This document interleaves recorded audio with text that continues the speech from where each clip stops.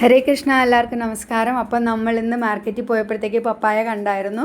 അപ്പോൾ പപ്പായത്തിൻ്റെ സൗന്ദര്യം കണ്ടിട്ട് ഞാൻ വാങ്ങിയതാണ്. നല്ല റെഡ് കളറാണ്. അപ്പോൾ ഞാനിവിടെ വാങ്ങിക്കൊണ്ട് വന്നപ്പോഴത്തേക്ക് അമ്മയ്ക്ക് ഒരേ ആഗ്രഹം പപ്പായ ജ്യൂസ് റെഡിയാക്കണമെന്ന്. അപ്പോൾ ഞാൻ വിചാരിച്ചെങ്കിൽ പിന്നെ റെഡിയാക്കിയാലോ, അല്ലെങ്കിൽ ഇവിടെ പപ്പായ കൊണ്ടുവന്നാൽ അമ്മയ്ക്ക് എപ്പോഴും ജ്യൂസ് തന്നെയാണ് വേണ്ടത്. എനിക്കും അതേപോലെ തന്നെയാണ്. അപ്പോൾ ഞാനിവിടെ ഇത് ഫുള്ള് യൂസ് ചെയ്യുന്നില്ല. ഞാനിതിൽ നിന്ന് കുറച്ച് പീസ് മാത്രമേ കട്ട് ചെയ്തെടുക്കുന്നുള്ളൂ. ഞാനത് എൻ്റെ തൊലിയെല്ലാം കളഞ്ഞിട്ട് ഞാൻ ചെറിയ പീസായിട്ടൊന്ന് കട്ട് ചെയ്തെടുത്തിട്ടുണ്ട്. അത് ഞാൻ നമ്മുടെ ജ്യൂസിൻ്റെ ജാറിലേക്ക് ഇട്ട് കൊടുത്തു. അതിൻ്റെ കൂടെ തന്നെ ഒരു 3-4 സ്പൂണ് പഞ്ചസാരയും കൂടി ഇട്ട് കൊടുത്തിട്ടുണ്ട്. നിങ്ങൾക്ക് മധുരത്തിൻ്റെ ക്വാണ്ടിറ്റി അളവ് നിങ്ങൾക്ക് കൂട്ടാം.